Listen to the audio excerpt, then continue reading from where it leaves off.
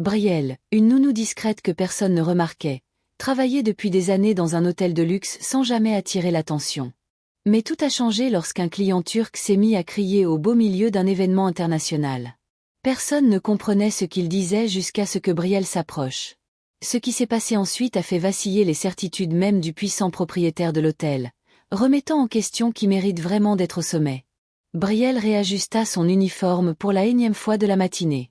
Le tissu gris et sans éclat tranchait avec le faste doré du Grand Palace Hotel où elle travaillait comme nounou depuis 3 ans. À 28 ans, elle avait appris à se fondre dans le décor. C'était plus simple ainsi. Brielle, tu peux surveiller les enfants des 8 morts? Ils vont dans la salle principale dans 5 minutes, dit Laurel, la secrétaire, sans même lever les yeux de son écran. Bien sûr, répondit Brielle, comme toujours. Jamais une plainte, jamais une question. Elle accomplissait son travail avec une efficacité silencieuse. Le Grand Palace était en effervescence. C'était le jour du grand événement annuel pour les investisseurs internationaux et la salle principale bourdonnait d'hommes en costume de luxe et de femmes élégantes.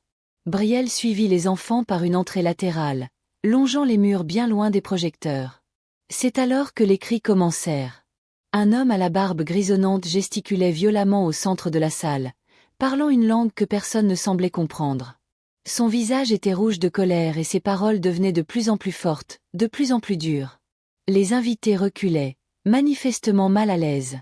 Garrison Reddick, le propriétaire de l'hôtel, s'avança d'un pas rapide. Âgé de 45 ans, il dirigeait son empire hôtelier d'une main de fer avec très peu de tolérance pour les imprévus. « Est-ce que quelqu'un ici parle turc ?» lança-t-il en balayant la salle du regard. Silence, regard gêné.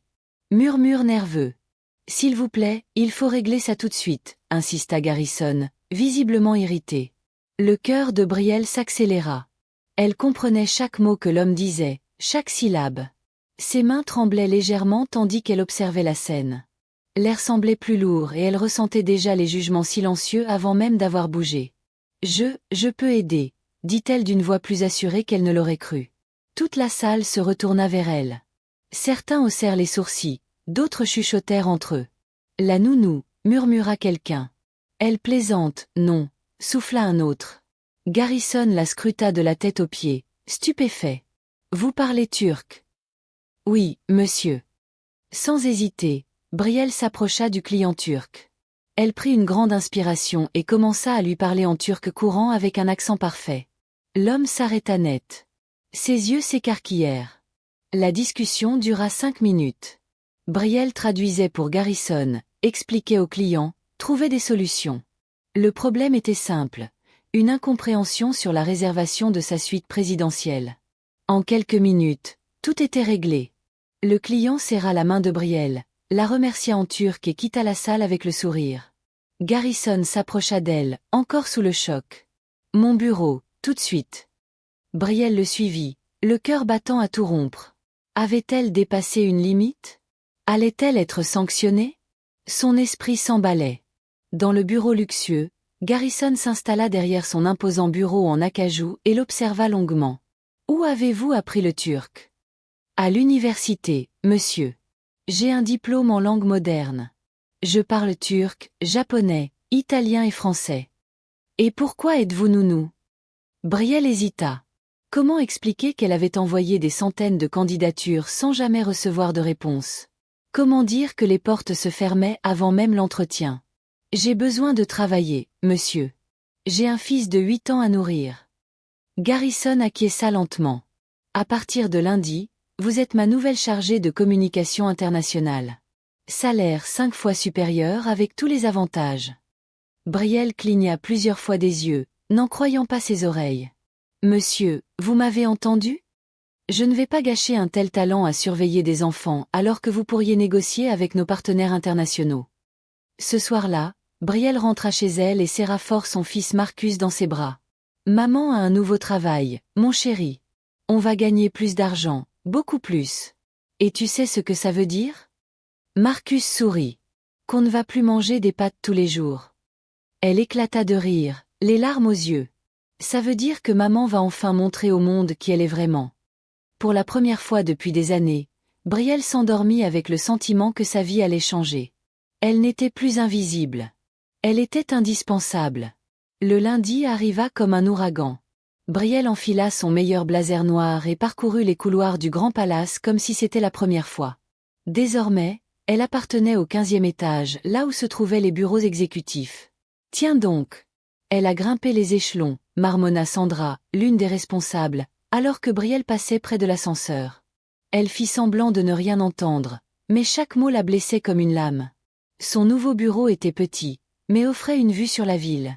Laurel apparut à la porte avec une pile de documents et une expression fermée. « Garrison veut que tu relises les contrats des clients japonais pour aujourd'hui. » « Bien sûr, » répondit Brielle en gardant un ton professionnel. « J'espère que tu sais vraiment ce que tu fais, » lança Laurel en laissant tomber les papiers sur le bureau avec un bruit sec. « Ici, on ne pardonne pas les erreurs. » La première semaine fut une véritable épreuve. Dans les couloirs, les conversations s'arrêtaient dès qu'elle passait. Dans l'ascenseur, ses collègues faisaient mine de ne pas la voir. En salle de réunion, certains cadres remettaient ouvertement en question sa présence. « Tu es sûr qu'elle a sa place ici ?» demanda Miranda, la directrice marketing, pendant une réunion. « On n'aurait pas intérêt à avoir quelqu'un avec plus d'expérience en entreprise. » Brielle garda le dos droit. « Puis-je vous aider avec une question précise concernant les contrats italiens, madame ?» Miranda força un sourire. « Non, non, ma chère, c'est bon. » Mais Brielle ne céda pas. Elle arrivait 1 heure plus tôt, repartait 1 heure plus tard. Elle relisait chaque document 3 fois avant de le remettre. Elle étudiait les codes de conduite professionnelle pendant ses pauses déjeuner. Le tournant arriva le jeudi. Une délégation japonaise était venue pour négocier l'ouverture d'une nouvelle filiale. L'interprète officiel ne s'était pas présenté, et la réunion allait être annulée. « Brielle peut nous aider ?» proposa Garrison. « Tu es sûr ?» demanda Anthony, le directeur des opérations, avec un sourire qui ne touchait pas ses yeux. « C'est une négociation à 20 millions de dollars. »« Je prends l'entière responsabilité, » répondit Garrison. Pendant 3 heures, Brielle traduisit chaque mot, chaque nuance, chaque trait d'humour. Elle ne se contenta pas de traduire. Elle facilita la compréhension culturelle, expliqua les expressions, apaisa les malentendus. Les Japonais furent impressionnés par sa finesse culturelle et sa connaissance des protocoles de négociation.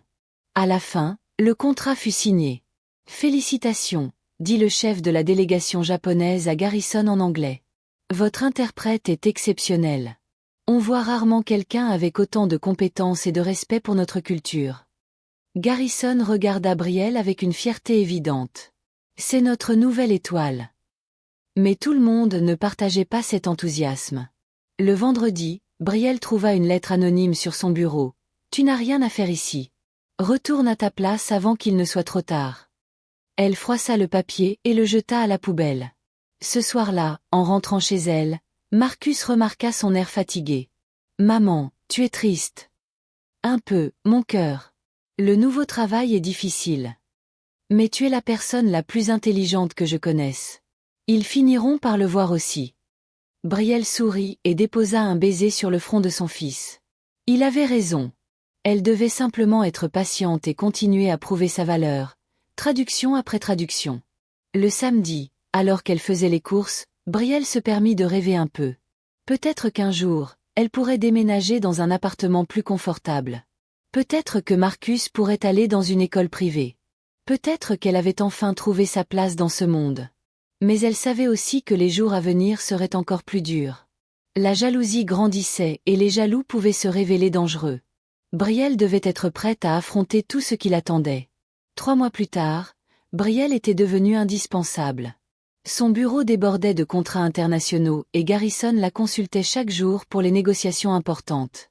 Elle venait tout juste d'organiser une conférence internationale qui avait rapporté 50 millions d'euros de nouveaux investissements à l'hôtel. « Brielle, vous avez dépassé toutes nos attentes », lui dit Garrison ce lundi matin. « Je songe à vous promouvoir directrice des relations internationales. » Elle avait du mal à contenir sa joie. Directrice à 28 ans. Une fille de banlieue élevée seule par sa mère était sur le point de devenir directrice dans une entreprise multimillionnaire. Mais le bonheur fut de courte durée. Le mercredi, Garrison la convoqua dans son bureau. Son visage était grave et d'autres cadres étaient présents, dont Anthony qui paraissait beaucoup trop satisfait. « Brielle, Des accusations graves ont été portées contre vous, annonça Garrison sans détour. Quel genre d'accusations? Anthony s'avança. Fuite d'informations confidentielles vers la concurrence. Nous avons des emails de votre part proposant des données clients au Marriott. Le monde de Brielle s'écroula. C'est faux. Jamais je ne ferai une chose pareille. Les emails ont été envoyés depuis votre ordinateur, insista Anthony. Nous avons des preuves techniques. Quelqu'un cherche à me piéger, protesta Brielle. Mais même à ses propres oreilles, sa voix sonnait désespérée. Garrison leva la main. Le temps que tout cela soit éclairci, vous êtes suspendu. Remettez votre badge et videz votre bureau. Brielle sentit les larmes monter, mais elle se força à ne pas pleurer. Pas ici, pas devant eux. Monsieur Reddick, vous me connaissez. Vous savez que je ne ferai jamais ça. Je croyais vous connaître, répondit-il sans croiser son regard. Le chemin jusqu'à son bureau fut le plus long de sa vie. Tous les regards étaient braqués sur elle. Certains chuchotaient, d'autres secouaient la tête avec réprobation. Miranda passa près d'elle avec un sourire de victoire à peine dissimulé.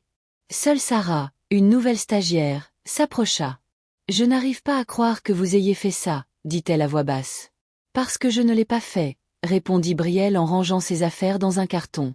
Ce soir-là, chez elle, Marcus comprit que quelque chose n'allait pas. « Maman, pourquoi tu es rentrée si tôt? »« J'ai eu un petit souci au travail, mon chéri. »« Tu t'es fait virer. » Brielle ne put se résoudre à lui mentir. « Peut-être bien. » Marcus la serra fort dans ses bras. « C'est pas grave, on va s'en sortir. » Mais Brielle n'en était pas si sûre. Pendant les 2 semaines suivantes, elle passa ses nuits à fouiller chaque email, chaque document, essayant de comprendre comment quelqu'un avait pu utiliser son ordinateur pour envoyer ses messages. Elle apprit les bases de la cybersécurité, analysa les journaux d'activité, chercha le moindre indice. Et elle trouva un schéma dans les horaires des emails. Toutes les correspondances incriminées avaient été envoyées pendant qu'elle était en réunion loin de son bureau. Et toujours à des moments où Anthony était présent au siège alors qu'il était censé être en déplacement.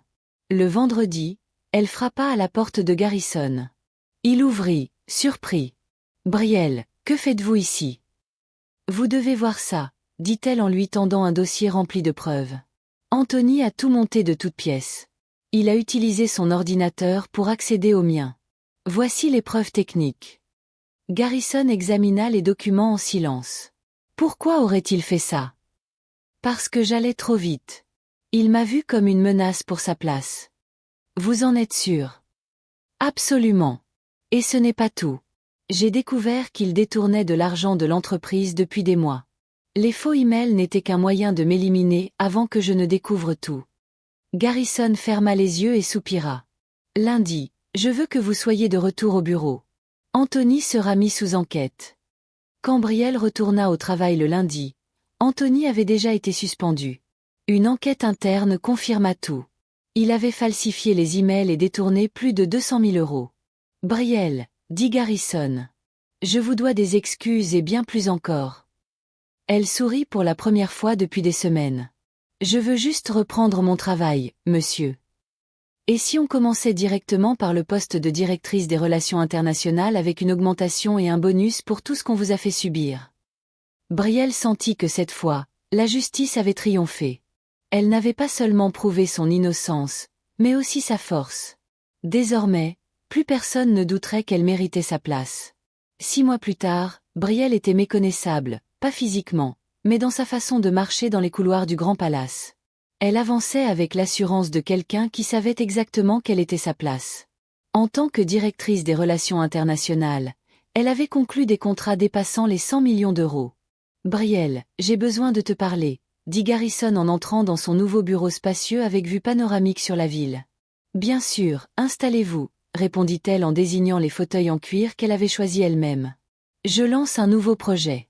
J'aimerais que tu prennes la tête d'une initiative visant à repérer les talents cachés parmi les postes les plus modestes de l'entreprise. Des personnes comme tu l'étais. » Brielle sourit.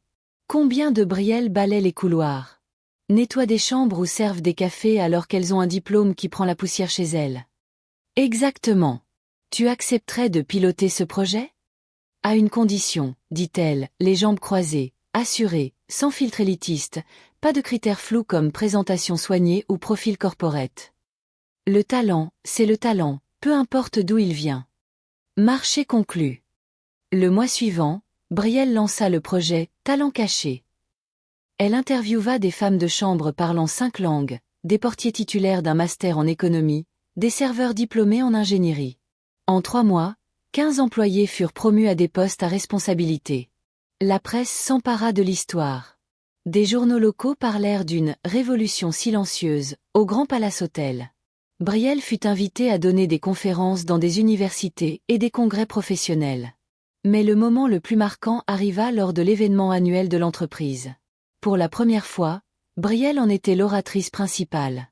L'auditorium était rempli d'investisseurs, de salariés et de journalistes. Lorsqu'elle monta sur scène, un silence respectueux s'installa. Elle balaya la salle du regard et reconnut plusieurs visages qui autrefois ne la voyaient même pas. Tous suspendus à ses paroles. Il y a 1 an, j'étais invisible dans cette entreprise, commença-t-elle. Je gardais des enfants alors que j'étais capable de négocier des contrats à plusieurs millions. Aujourd'hui, je suis ici non pas comme une exception, mais comme un exemple de ce qui est possible quand on offre de vraies opportunités à de vrais talents. Dans la salle, un manager essuya discrètement une larme. Un autre baissa les yeux, sans doute en repensant à la façon dont il l'avait traité. Combien d'entre vous emploient des personnes brillantes que vous ne remarquez même pas? Combien de talents sont invisibles simplement parce qu'ils ne rentrent pas dans le moule? Miranda, assise au premier rang, semblait mal à l'aise. Après l'événement, elle s'approcha de Brielle. « Félicitations pour tout ce que tu as accompli », dit-elle d'une voix mêlée de respect et de gêne. « Merci », répondit Brielle avec calme et fermeté. « Je peux te parler du projet? J'ai peut-être des personnes dans mon équipe qui... » Bien sûr, ma porte est toujours ouverte. 2 semaines plus tard, Brielle reçut un appel inattendu. Une productrice de télévision voulait réaliser un documentaire sur son parcours. « Ce n'est pas mon histoire, » répondit-elle. « C'est l'histoire de tous ceux qui restent dans l'ombre. » Le soir de la première diffusion, Brielle rentra chez elle et trouva un mot sur la table de la cuisine. « Maman, je t'ai vue à la télé chez mon copain. Tout le monde a dit que tu étais génial. Moi, je l'ai toujours su. Je t'aime, Marcus. » Elle sourit et rangea le mot dans son sac. Le lendemain, elle devait animer la première réunion du nouveau programme de mentorat destiné aux jeunes issus de quartiers défavorisés passionnés par l'hôtellerie internationale. Avant de se coucher, elle se regarda dans le miroir.